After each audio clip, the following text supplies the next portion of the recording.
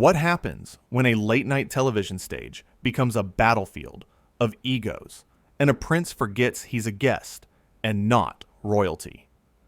In just 33 seconds, a single comment would turn a friendly interview into the most shocking ejection in talk show history. Stephen Colbert sat behind his desk that night, ready to welcome his guest with the same warmth he gave everyone who stepped onto his stage. The audience applauded as Prince Harry walked out, waving with that familiar smile everyone had seen 1,000 times before. But something felt different. There was an edge to his posture, a tension in his shoulders. "Welcome, welcome," Stephen said, standing to shake his hand. "Great to have you here." Harry took his seat, adjusting his jacket with an air of impatience. "Thanks for having me, I suppose." The audience laughed nervously. Stephen's eyebrows raised slightly, but he pressed forward like the professional he was. "So, you've been doing a lot of interviews lately," Stephen began.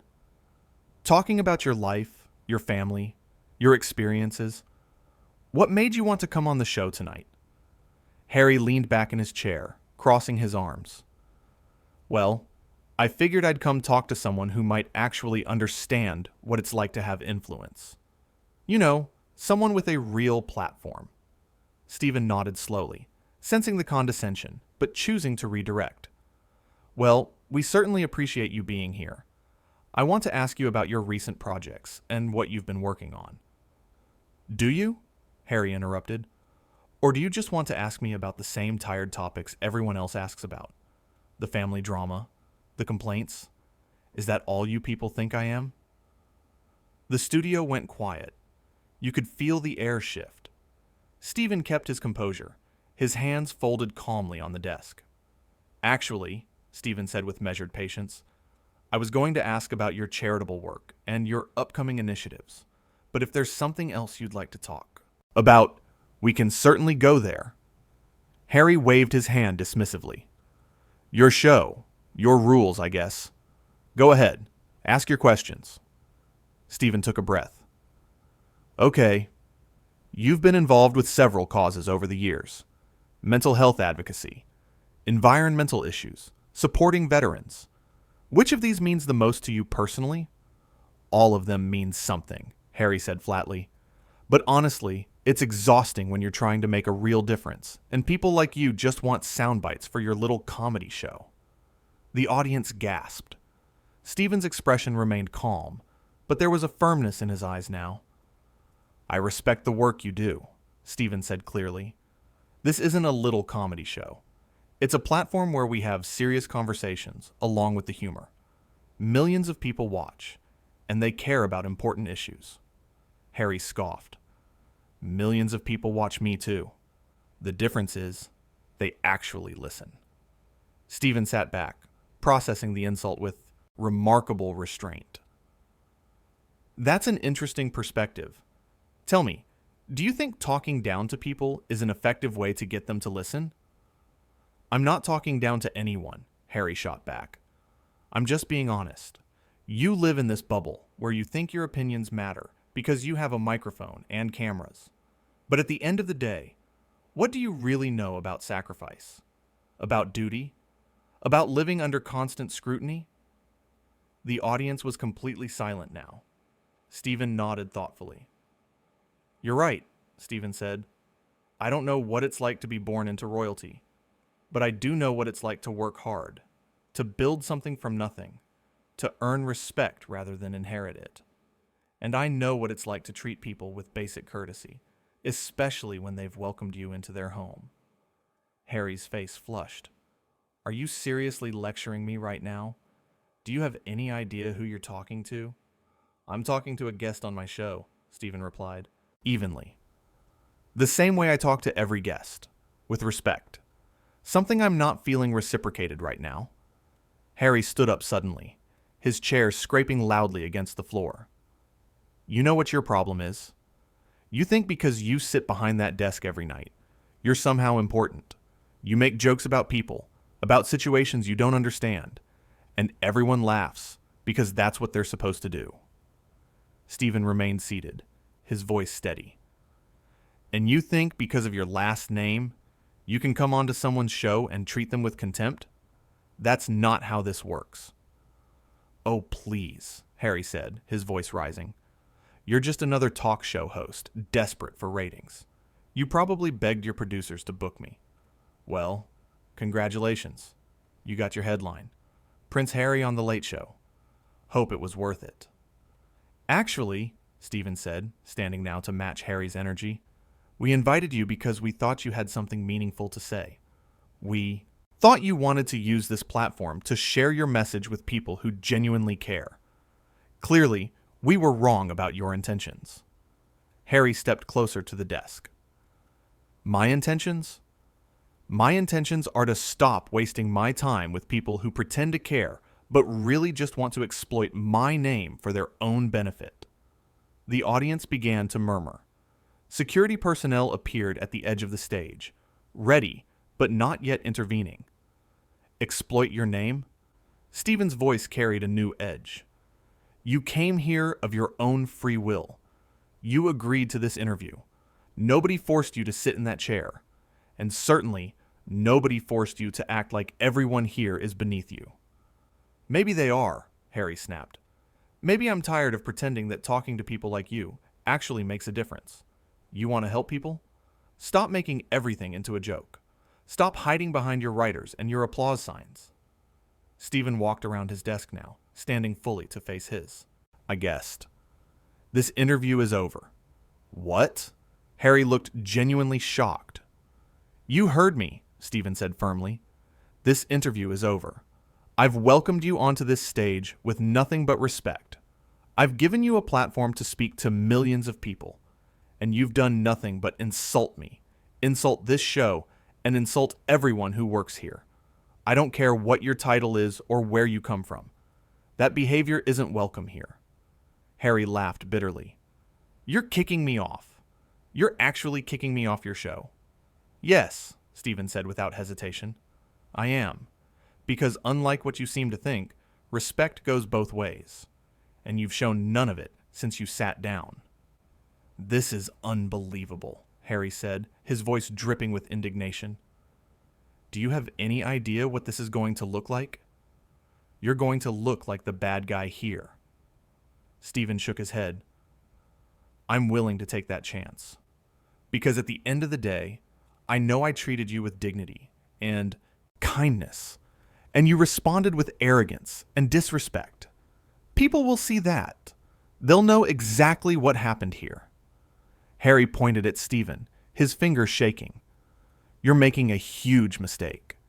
Do you know how many people are going to hear about this? How many headlines this is going to generate?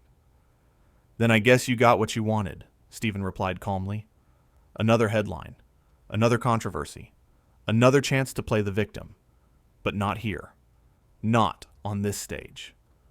The security personnel stepped forward, positioning themselves near Harry, but not touching him.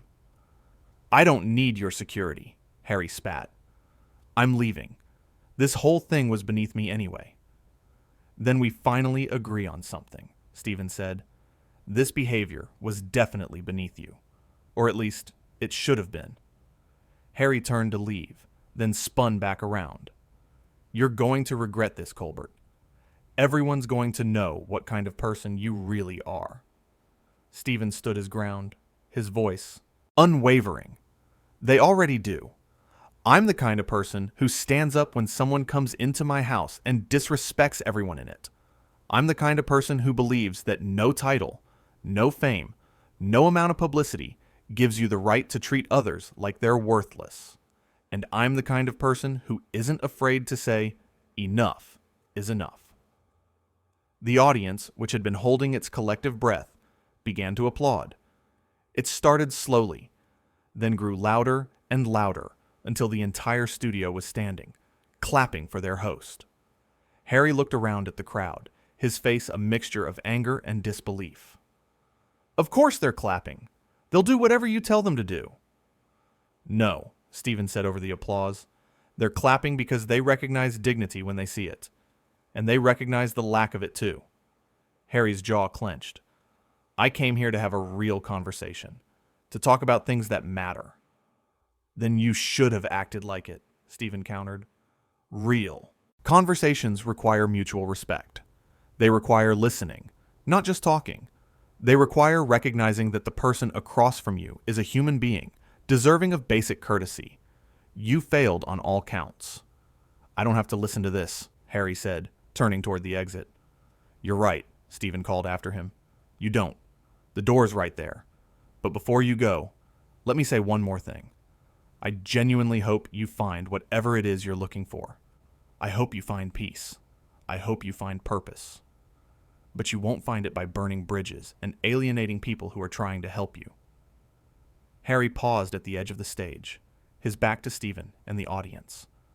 For a moment it seemed like he might turn around, might say something, but instead he kept walking, disappearing behind the curtain as the audience continued their standing ovation. Stephen returned to his desk, taking a deep breath before addressing the camera. Well, folks, that was unexpected. We had a whole show planned, some great segments lined up, but sometimes things don't go according to plan. And that's okay. Because sometimes the most important thing you can do is stand up for what's right, even when it's uncomfortable. The audience applauded again, their support for their host absolute and unwavering. We're going to take a quick break, Stephen continued, his composure fully restored. When we come back, we'll have some fun. We'll laugh. We'll remember why we're all here in the first place. To enjoy ourselves and maybe learn something along the way. Thank you for understanding. We'll be right back. As the cameras cut away and the studio lights dimmed for the commercial break, Stephen sat quietly at his desk. His producers rushed over, checking on him, asking if he was all right. He nodded, managing a small smile. I'm fine, he assured them. Really, that just needed to happen. The makeup artist touched up his face, while the stage manager confirmed the timing for the rest of the show. Through it all, Stephen remained calm, professional, focused on moving forward, rather than dwelling on what had just transpired. When the cameras came back on, Stephen was all smiles, ready to continue the show as if the confrontation had been a brief interruption rather than a defining moment. He introduced his next guest with genuine enthusiasm, conducted the interview with his trademark wit and warmth, and gave the audience exactly what they had come for, a night of entertainment and genuine connection. But everyone who had been in that studio, everyone who had witnessed the confrontation firsthand, knew they had seen something extraordinary. They had seen a host stand up for himself and his staff. They had seen someone refuse to be bullied or diminished, regardless of who was doing the bullying. They had seen dignity in action. The audience members filed out of the studio that night, buzzing with energy, pulling out their phones to text friends and family about what they had just witnessed. The crew packed up the equipment, already knowing that this episode would be talked about for years to come. The producers began preparing statements, anticipating the media firestorm that was sure to follow. And Stephen Colbert drove home that night, knowing he had done the right thing. Not the easy thing. Not the thing that would generate the least controversy or protect his image. But the right thing. He had treated his guest with respect until that respect was so thoroughly violated that action became necessary. He had stood firm in his values without being cruel or vindictive. He had shown that kindness has limits, and that enforcing those limits is not a weakness, but a strength. The next morning, as news of the incident spread across social media and news outlets, opinions would be divided. Some would criticize Stephen for not being more accommodating, for not understanding the unique pressures Harry faced. Others would praise him for setting boundaries and refusing to enable bad behavior. But those who had been there, who had watched the whole thing unfold in real time, knew the truth. They had seen a guest arrive with an attitude of superiority and contempt. They had seen a host try repeatedly to steer the conversation towards something productive and meaningful. They had seen patience tested and eventually exhausted. And they had seen the moment when enough became enough, when tolerance of disrespect would itself become disrespectful to everyone else involved. Stephen's monologue the following night addressed the incident briefly, but powerfully. He thanked his audience for their support, acknowledged that the situation had been difficult, and reaffirmed his commitment to treating all guests with respect while expecting the same in return. He didn't throw additional insults Harry's way. He didn't gloat or play the victim. He simply moved forward with grace and dignity, the same qualities he had displayed during the confrontation itself. The staff members who worked on The Late Show felt a renewed sense of pride in their workplace. They had always known Stephen was a good person, a fair boss, someone who valued the people around him. But seeing him defend them and himself so clearly, so firmly, without compromise or apology, deepened their respect and loyalty. They knew they worked for someone who had their back, someone who wouldn't sacrifice their dignity for ratings or publicity. In green rooms and dressing rooms across the entertainment industry, other guests and performers took note. The message was clear: come prepared to engage respectfully, or don't come at all. A platform is a privilege, not a right. An audience is a gift, not an entitlement. And treating people well matters more than any name, title, or claim to fame. The incident became a teaching moment, a reminder that civility and respect are not old-fashioned concepts, but essential foundations for meaningful interaction. It showed that standing up to rudeness is not mean-spirited or petty, but necessary and important. It demonstrated that sometimes the most powerful thing you can do is simply say, "No, this stops here. This is not acceptable." Stephen never regretted his decision. In interviews afterward, when asked about the incident, he remained consistent in his message. He wished Harry well. He hoped the prince found what he was looking for, but he had no second thoughts about ending an interview that had devolved into a one-sided display of contempt. Some boundaries, once crossed, require immediate and decisive action. The audience that night had witnessed something rare in modern media, a moment of genuine authenticity. No script could have written what unfolded on that stage. No producer could have planned the raw honesty of that confrontation. It was real human interaction at its most unvarnished. Two people with very different worldviews clashing in real time, with real consequences. For Stephen, it reinforced what he had always believed, that his show was more than just entertainment. It was a space where values mattered, where how you treated people counted for something, where success was measured not just in ratings, but in integrity. And he had proven that when those values were threatened, he would defend them without hesitation. The standing ovation from the audience wasn't just applause for a witty comeback or a clever joke. It was recognition of courage. It was appreciation for someone willing to do the hard thing, the uncomfortable thing, the right thing. It was acknowledgement that in a world where bad behavior often goes unchallenged, where people with power frequently abuse it without consequence, someone had drawn a line and held it firm. As the weeks passed and the immediate controversy faded, what remained was the example of how to handle disrespect with firmness but not cruelty. The example of giving someone multiple chances to course correct before taking action. The example of standing up for yourself and others without becoming the aggressor. The example of knowing when patience becomes enabling and when kindness becomes weakness. Other talk show hosts referenced the incident in their own monologues, some joking about it, others analyzing it seriously. But there was a common thread in most of the commentary. Respect for how Stephen had handled an impossible situation. He had been put in a position where any action would be criticized by someone, and he had chosen the action that aligned with his values rather than the one that would generate the least backlash. The Late Show continued on, night after night, bringing laughter and insight to millions of viewers. Great interviews happened. Important conversations took place. The incident became a footnote, a moment in the show's history that people remembered, but that didn't define the program's identity. And that was exactly as it should be. Because at the end of the day, the confrontation was about something bigger than one interview or one guest. It was about the principle that everyone deserves to be treated with basic human respect, that a platform comes with responsibilities, that fame is not a free pass to mistreat others, and that sometimes the kindest thing you can do is refuse to tolerate unkindness. Stephen Colbert had learned that lesson long before that night, and he would carry it forward long after.